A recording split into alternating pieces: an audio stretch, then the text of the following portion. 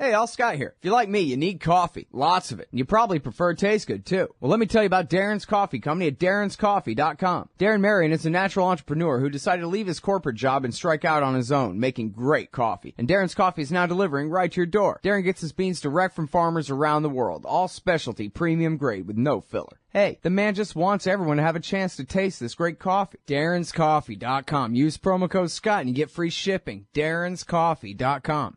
All right, y'all, welcome back to the show. I'm Scott Horton. It's my show, The Scott Horton Show. On the line, I got Mitch Prothero, reporting for McClatchy newspapers from Erbil in Kurdistan. Welcome back to the show, Mitch. How you doing? I'm doing okay. Thanks for having me. Yeah, thanks very much for joining us on the show again. So, lots of big news to talk about. First of all, is it really so that ISIS has completely withdrawn from Kobani and the Kurds and whatever their allies are victorious there? Yeah, the siege in Kobani appears to be lifted at this stage. Islamic State hasn't disappeared. They control a huge swath of territory surrounding Kobani, which is actually quite small. Mm-hmm. But, yeah, it does look like that the combination of U.S. airstrikes and some tenacious fighting by the Kurds has kept the city from falling, and I'd expect that to hold for now. Mm-hmm.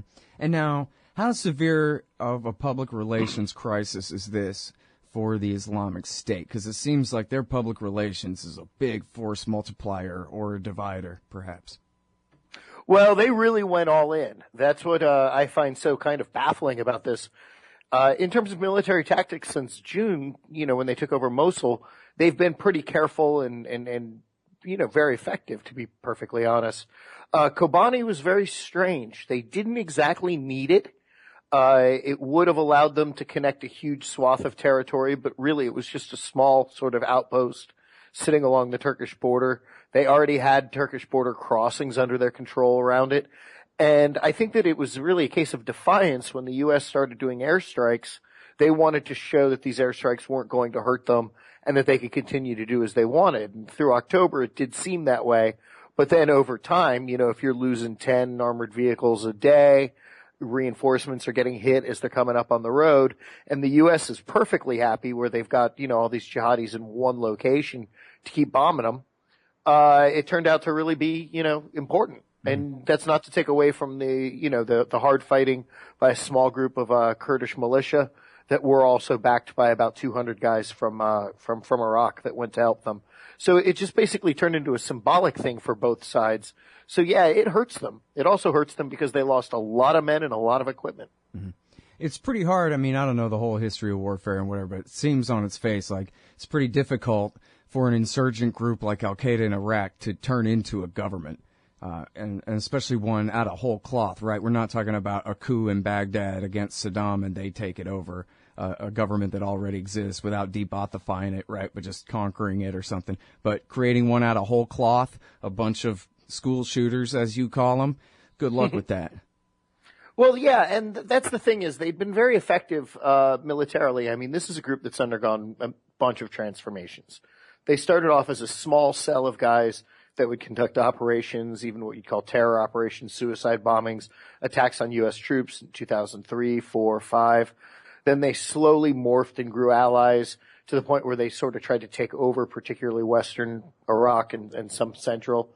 That got smacked down by the Sunni tribes as part of what the U.S. calls the surge. But that was primarily an Iraqi reaction to that. So they went back underground. And Syria allowed them to come back as what they'd like to be seen as, a legitimate military fighting force that fights a combination of insurgency and conventional.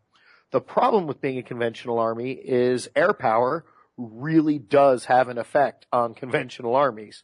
It's really hard to hit, 6 guerrillas setting up a mortar somewhere on a mountainside, but it's not that hard to hit a caravan of, 40 or 50 pickup trucks in the desert. Right.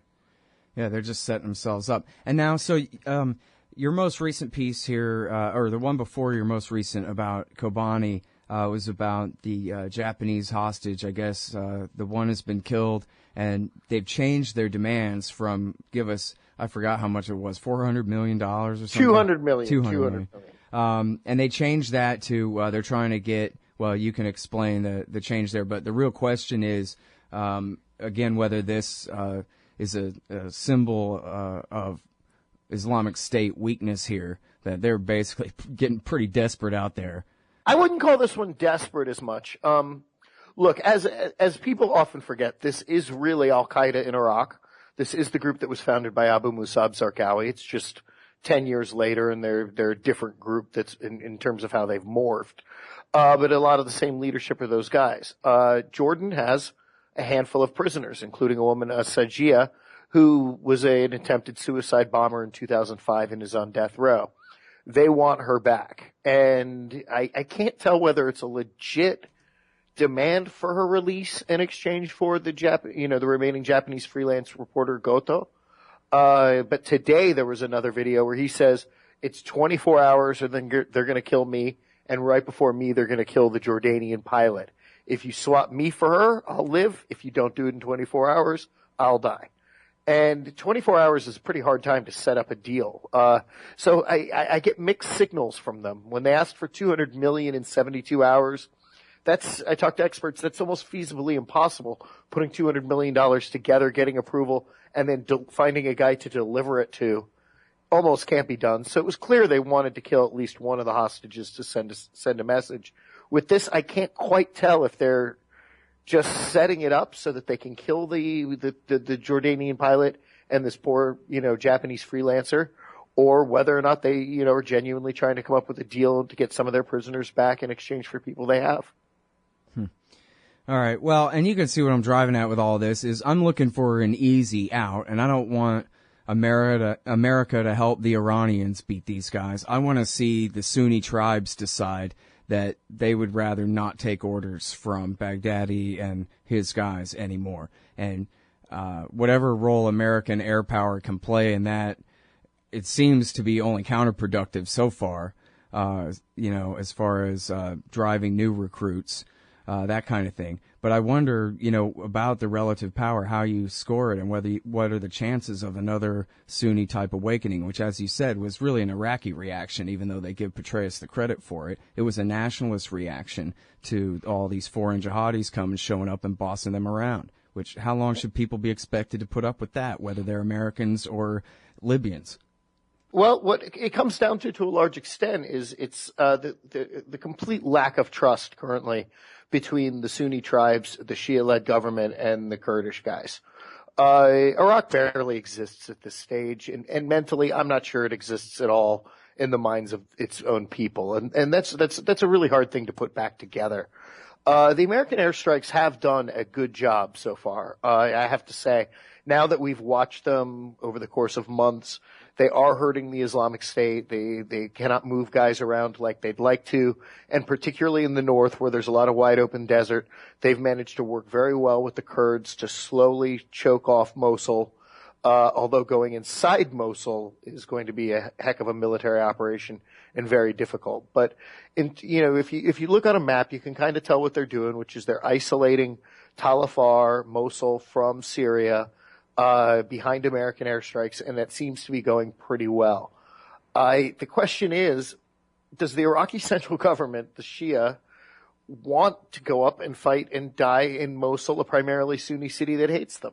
Oh, well, so I take for granted that the answer to that is absolutely not. My question is about the Sunni tribes and how long. I already take it for granted, Mitch, since we've talked almost, I guess 2/3 of a year ago or whatever now, that the Sunnistan has declared independence from George W. Bush's stand in the southeast there, and that's already over. So my question is about the tribes versus the Islamic State and who's the boss of who and for how long there. Because it seems like if the tribes can decide that, no, you're not the caliph, this is our land, and we rule this place, not you, then maybe that would be a reason that could be cited why America could start intervening less rather than more over there.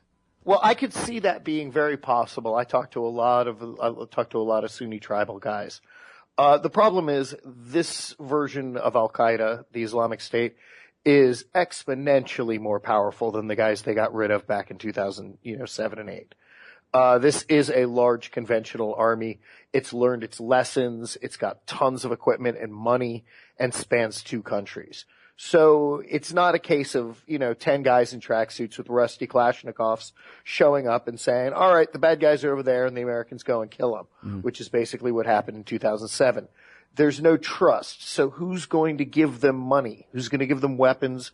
Who's going to give them walkie-talkies to support their own operations and coordinate?